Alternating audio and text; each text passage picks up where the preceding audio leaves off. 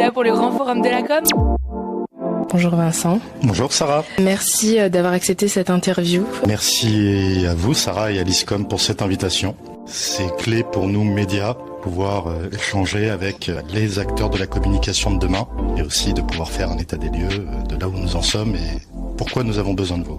En parlant d'état des lieux, est-ce que vous pouvez nous parler de vous, ce que vous faites dans la vie, votre entreprise, votre média? Depuis bientôt 2 ans, j'ai repris la direction de la régie de Libération et depuis l'été dernier, la présidence de Media Square. Qu'est-ce que vous êtes amené à faire dans votre métier? Quelles sont vos missions? Est-ce qu'il y a des spécificités? Dites-nous tout. Le dénominateur commun dans l'ensemble de mes missions, c'est avant tout de pouvoir financer l'information, une information vérifiée. On se rend compte au quotidien que le coût de l'information est excessif et que les revenus se réduisent drastiquement.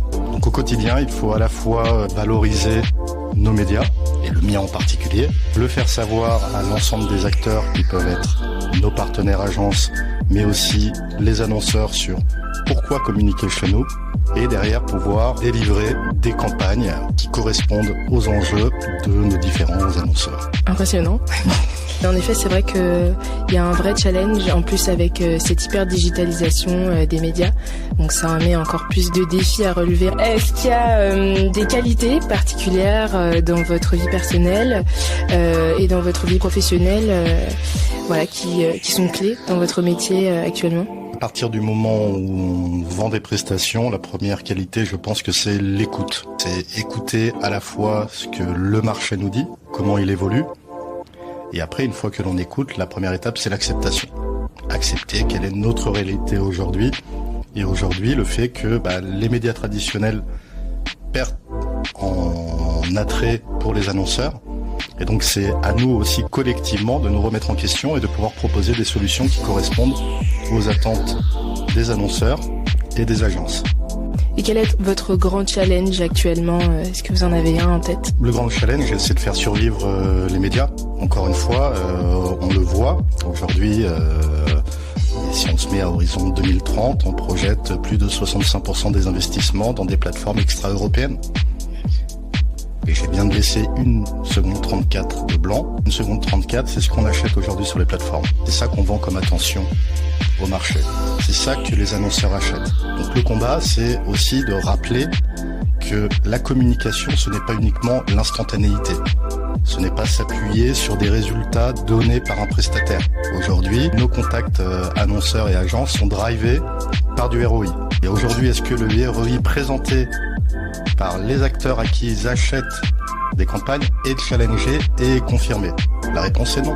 Donc le travail de fond, c'est de réussir, à nous médias dits traditionnels, d'apporter des réponses pour simplifier l'accès à nos inventaires et à nos différents espaces publicitaires.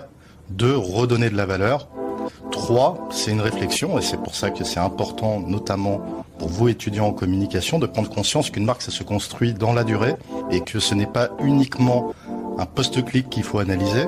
Si on fait un parallèle avec le marché du luxe, les acteurs du luxe, aujourd'hui, communiquent principalement sur les médias traditionnels, parce qu'ils savent qu'il faut un storytelling, ils savent qu'il faut installer la marque pour pouvoir vendre à moyen terme.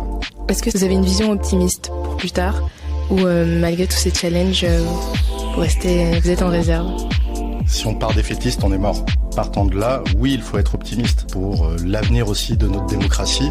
En tout cas, moi, ce qui m'anime le matin, c'est de me dire que, à mon petit niveau, je vais essayer de contribuer à la survie des médias et à la survie de l'information. Il y a une grande enquête qui est sortie il y a 48 heures des relocalisateurs et de la Fondation Jean Jaurès qui l'illustre. Quand les personnes ne s'informent plus dans des médias dits traditionnels, ils se laissent aller à voter beaucoup plus pour les extrêmes. On le voit sur les régions où il y a une désertification progressive des médias.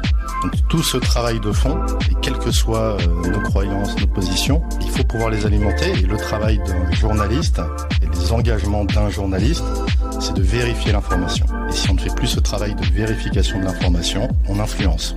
Et les résultats de l'influence peuvent conduire à des désastres. Et pour les jeunes qui commencent leurs études, qui s'orientent et qui se cherchent aussi par la même occasion, est-ce que vous auriez un message à leur faire passer? La première étape, c'est informez-vous.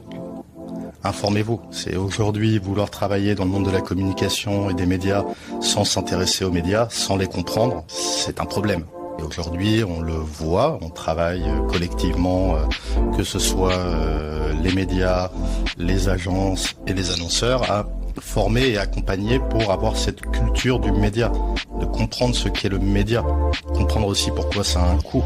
Si aujourd'hui on se dit que le coût de l'information de la presse est 1 milliard d'euros, si on prend au global et en élargissant très largement, c'est 3 milliards, ça se finance l'information. Et cette information, quand on regarde, c'est 40% des journalistes, c'est en presse. En fait, l'étape 1 de la production de l'information se fait par la presse et après elle est reprise différemment. Chez Libération, c'est 250 journalistes, 80% des effectifs. Aujourd'hui, sur des médias sociaux, si on prend une référence comme Hugo Décrypte, qui fait un très bon travail de vulgarisation et de transmission de l'information, pour pouvoir couvrir à la fois Hugo Décrypte, mais aussi les 3 lancements locaux qu'il a fait, c'est 16 journalistes, 40% des effectifs, peut-être moins. Mais ça, c'est nous qui le permettons. Encore une fois, la production d'informations de niveau 1 par la presse, reprise par l'ensemble des médias, on le voit par rapport à la taille des rédactions, mais à la fin, il ne faut pas que l'information ni se perde, ni que la vocation du journaliste et surtout ses obligations à vérifier de l'information soient oubliées. On a une responsabilité collective. Et avec tout ce recul et ces années d'expérience également, est-ce que ça vous intéresserait pour le futur de venir partager ces connaissances, toute cette expérience également? Est-ce que ce serait quelque chose qui pourrait vous séduire sur le long terme? Soit à titre personnel ou titre collectif, pour en parler souvent avec des consoeurs et des confrères, on a besoin de ce lien. On est là à la fois pour transmettre, mais aussi responsabiliser sur les investissements futurs. Et tout ce que l'on doit construire demain, on peut le construire qu'avec vous. Demain, c'est vous nos clients, c'est vous nos collaborateurs. Et donc, s'il n'y a pas cette prise de conscience et qu'on n'arrive pas ensemble à redéfinir les KPI de demain, on disparaîtra. Merci beaucoup Vincent pour cette interview. Merci Sarah. Et puis, it's a wrap.